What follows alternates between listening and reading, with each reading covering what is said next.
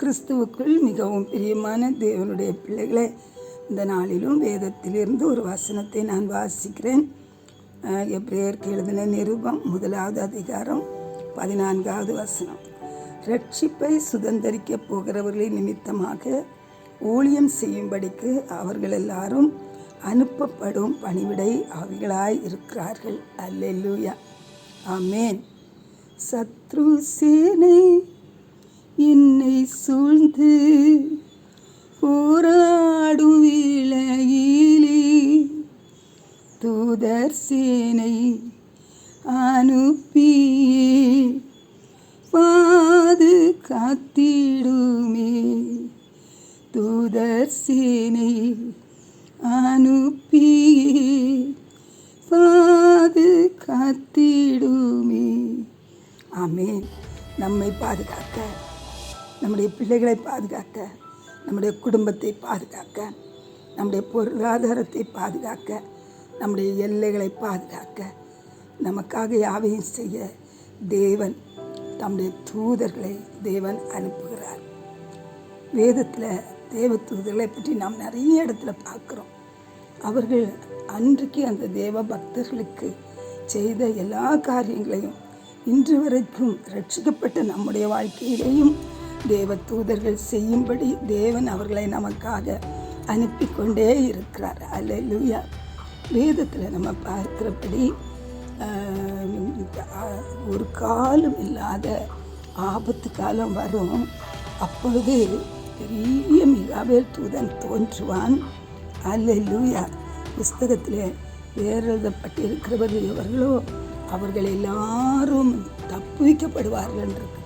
இந்த உலகத்தில் நம்ம பார்க்கும்போது எங்கு பார்த்தாலும் ஆபத்து, எங்கு பார்த்தாலும் நாம் நினைக்காத எத்தனையோ விதமான இயற்கையின் சீற்றங்கள், உலகத்தில் எத்தனையோ விதமான பிரச்சனைகள், இப்படி அநேக காரியங்களை குறித்து நாம் பார்க்கிறோம்.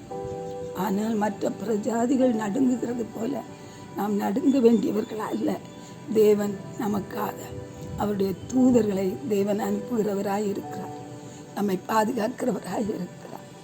ஆமேன். அவர்கள் பாதம் கல்லில் இடராமல் நம்மை பாதுகாக்கிறவர், நம்முடைய போக்கிலும் வரத்திலும் நம்மோடு கூட இருந்து நம்மை பாதுகாக்கிறவர்கள், நம்ம வீட்டை அவர்கள் பாதுகாக்கிறவர்கள். அல்லேலூயா. ஒரு அருமையான தேவ மனுஷன் தூதருடைய பாதுகாப்பை குறித்து அவ்வளோ ஒரு நம்பிக்கையுள்ள ஒரு விசுவாசம் உள்ள தேவ மனுஷன். அவர் ஊழியத்துக்கு போகும்போது தன்னுடைய மனைவி பிள்ளைகளை அழைத்து அவர்களுக்காக ஜெபித்து அவர் போய்விடுவாராம். அவர் இப்போ ஒரு வாரம் அவர் ஒரு மீட்டிங் போயிட்டு வந்தாருன்னா வந்தோடனே கேட்பாராம், நீங்கள் எல்லோரும் நல்லா இருந்தீங்களா, நல்லா சாப்பிட்டீங்களா, உங்களுக்கு குறை இருந்ததா, இப்படியெல்லாம் கேட்பாராம். அப்போ இவங்க நல்லா இருந்தோன்னு சொல்லிட்டு ஒரு தடவை அவங்க வைஃப் சொன்னாங்களாம், நீங்கள் போனதுக்கு பிறகு நம்ம கொல்லைப்புறத்துலேருந்து அந்த பெரிய வாழைக்கொலையை யாரோ வெட்டிட்டு போயிட்டாங்க அப்படின்னு சொல்லி.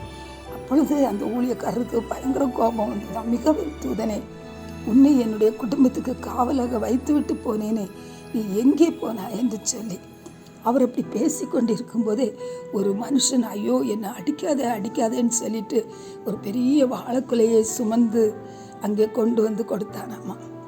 பாருங்க, தேவதூதன் இறங்கி அந்த மனுஷனை போய் அடித்து அந்த மனுஷனை நீங்கள் அந்த கொலையை கொண்டு போய் கொடுத்துருன்னு சொல்லும்போது அவன் அடி பொறுக்க முடியாமல் கொண்டு வந்து அந்த கொலையை கொடுத்ததை நம்ம பார்க்குறோம். ஆகவே நம்முடைய தேவன் மெய்யாகவே அவருடைய தூதர் பாதுகாப்பு இல்லைன்னா நம்மளை பிசாசு வந்து நிர்மூலம் பண்ணி இருப்பான். பொல்லாத மனிதர்கள் நம்மை நிர்மூலம் பண்ணி இருப்பார்கள்.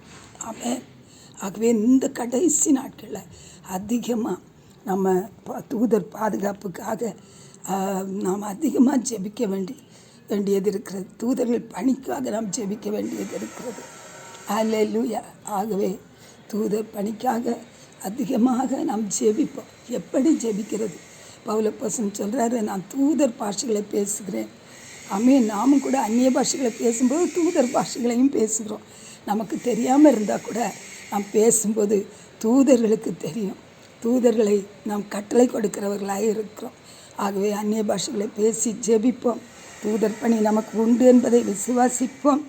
கர்த்தர் உங்களுடைய வாழ்க்கையிலும் அவ்விதமாக தூதர்களை அனுப்பி உங்களுக்கு அவர் என்னென்ன காரியங்களை செய்ய வேண்டுமோ எல்லாவற்றையும் செய்யும்படியாய் தேவன் உங்களுக்கு உதவி செய்வார். கர்த்தர் உங்களை ஆசீர்வதிப்பாராக. ஆமென்.